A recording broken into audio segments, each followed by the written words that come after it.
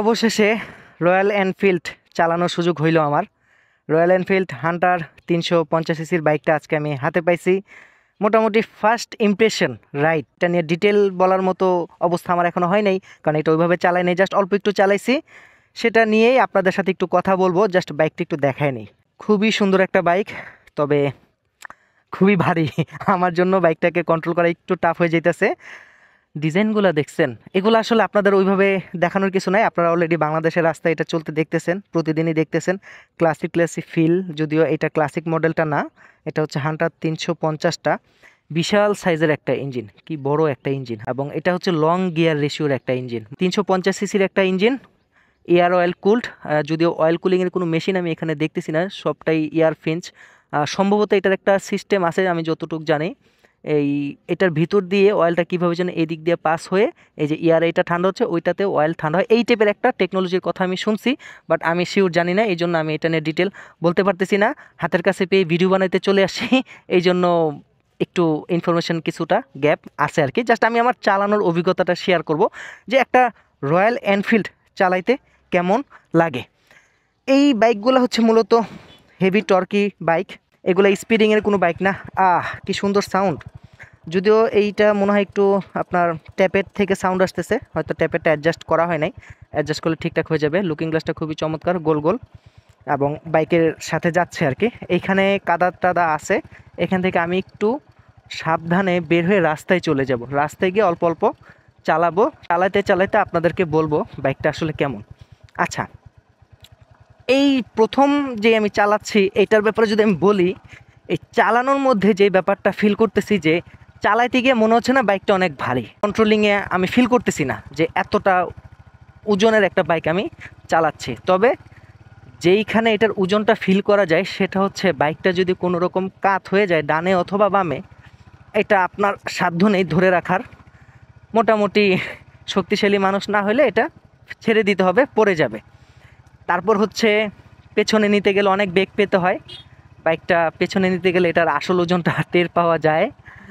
এর বাহিরে royal Enfield নিয়ে একটা কথা বেশি প্রচলিত আছে, সেটা হচ্ছে ভাইব্রেশন। এইটার ভাইব্রেশনটা আমি যতটুকু শুনছিলাম, এই ভার্সনগুলো যেগুলো বাংলাদেশে আসছে এগুলা বেশ রিফাইন করে আসছে, আসলে রিফাইন করে আসছে, মানে ওই রকম ভাইব্রেশন নাই যেটা আমি মাঝে মধ্যে বন্ধুদের থেকে শুনতাম, যারা ইন্ডিয়াতে গিয়ে রয়্যাল এনফিল্ড গাড়িগুলো চালায় এসে বলতো যে চালাইছি এইরকম ভাইব্রেশন, মানে ওই জিনিসটা আমি এটাতে পাচ্ছি না। এটা হলো কি যেন ব্যালেন্সার ব্যবহার করছে ইঞ্জিনে, আমি যতটুকু জানি আর কি। ওই ব্যালেন্সারটা ব্যবহার করার কারণে এই বাইকে কিন্তু এখন ওই রকম ভাইব্রেশনটা নাই। তবে লো আরপিএমে বা লো স্পিডে ভাইব্রেশনটা না থাকলেও 90-100-তে গিয়ে কিন্তু একটা ভাইব্রেশন ফিল হওয়া শুরু করে, যেটা কিনা কন্টিনিউ চলতে থাকে। এটা টপ স্পিড পর্যন্ত, মানে এটা কত 120-25 পর্যন্ত হয়তো যায়, এর বেশি যায় না। আর এটা আসলে টপ স্পিডের বাইকও না, এটা হচ্ছে আপনি আস্তে ধীরে চালাবেন, ফিল নেবেন, মাঝে মধ্যে এরকম একটু টান দিবেন, এই যে এইগুলার জন্য হচ্ছে এই বাইকগুলা। আর পাহাড়ি রাস্তায় যাবেন, চোখ বন্ধ করে যত উঁচু পাহাড় আছে উঠে যাবেন, আপনাকে কোনো ফিল করাইতে দিবে না যে আপনি অনেক বেশি উঁচু পাহাড়ে উঠতেছেন, কোনো কষ্টই হবে না। তো এই জিনিসটা নিয়ে ডিটেল বলতে গেলে আমার আরেকটু বেশি চালাইতে হবে। আমি জাস্ট প্রথমবারের মতো আজকে এই রয়্যাল এনফিল্ড হান্টার মডেলটা চালানোর সুযোগ পাইছি, খুব বেশি চালাই নাই, কত সব মিলিয়ে 3-4 কিলো বা 5 কিলো হাইস্ট চালানো পড়ছে। এই যে এই জায়গাটায় এই মোড় ঘোরানোর ব্যাপারগুলোতে বলছে একটু সতর্ক থাকতে, কারণ এই যে যদি এইভাবে কাইত হয়ে যায় তাহলে এটা ধরে রাখা খুবই কষ্টকর। বাট এমনিতে আপনি জ্যামে, আমার উচ্চতা হচ্ছে 5 ফুট 3, আমার তো মনে হয় না আমি জ্যামে এটা নিয়ে কোনো ডিস্টার্ব ফিল করব বা আমার কোনো অসুবিধা হবে এটা নিয়ে চালাইতে। আমি যে রাস্তাটায় আসছি এটা আসলে ওই রকম মানে মন খুলে বাইকটা চালানোর মতো রাস্তাও না, অনেক বিজি একটা রোড। বাট তারপর আমি চেষ্টা করতেছি জাস্ট একটু ফার্স্ট ইমপ্রেশন বুঝে নিই, তো জাস্ট একটু বুঝার জন্য। আর এবিএস ফিডব্যাক ভালোই, খারাপ না তো? হ্যাঁ, না এবিএস ফিডব্যাক ভালোই, খারাপ না। আর রেডি পিক আপের ব্যাপার বা অ্যাক্সিলারেশন ব্যাপারে যদি আসি, আসলে আপনি যদি ফিল করেন লাইক আপনি 150 সিসির স্পোর্টস সেগমেন্টের বাইক চালায় যেরকম একটা অ্যাক্সিলারেশন পান, বাট এই 300 সিসি বা 350 সিসিতে যদি আপনি রয়্যাল এনফিল্ডের বেলায় ওই অ্যাক্সিলারেশন আশা করেন, ওইটা আপনার একটু ভুল হবে।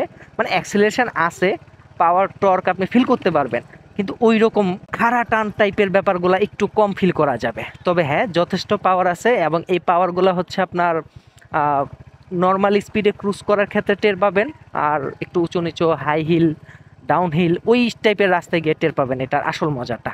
ও হ্যাঁ হ্যাঁ, এই যে বললাম আমি 2 গিয়ারে যে টানটা দিছি, যখন আপনার একটু হাই স্পিডে গেল বা হাই আরপিএম টাচ করতেছিল, তখন কিন্তু আমার এখানে একটু ভাইব্রেশন আমি ফিল করতেছিলাম একটু। তো এটা ওই যে ইউজার রিভিউ, মানে যার বাইক উনি যে কথাটা বলছে এটা মনে হচ্ছে সত্য, যে হাই এন্ডে গেলে এটা ভাইব্রেশন হবে। আর বসে তো মজাই লাগতেছে, বসে ব্যাড ফিল হইতেছে না, আরামের ব্যাপারটাও মনে হচ্ছে ভালোই, ঘন্টার পর ঘন্টা রাইড করা যাবে, অসুবিধা হবে না।